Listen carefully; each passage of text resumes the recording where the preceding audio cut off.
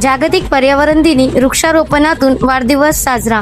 अंजनगाव हिरवेगार ठेवण्याचा निर्धार. अंजनगाव सुरजी शहर प्रतिनिधी.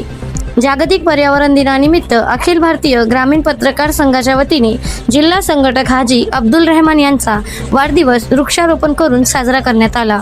यावेळी पर्यावरण संवर्धनाचा संदेश देत अंजनगाव सुरजी शहर व तालुका हिरवेगार व स्वच्छ ठेवण्याचा निर्धार संघाच्या पदाधिकाऱ्यांनी व्यक्त केला.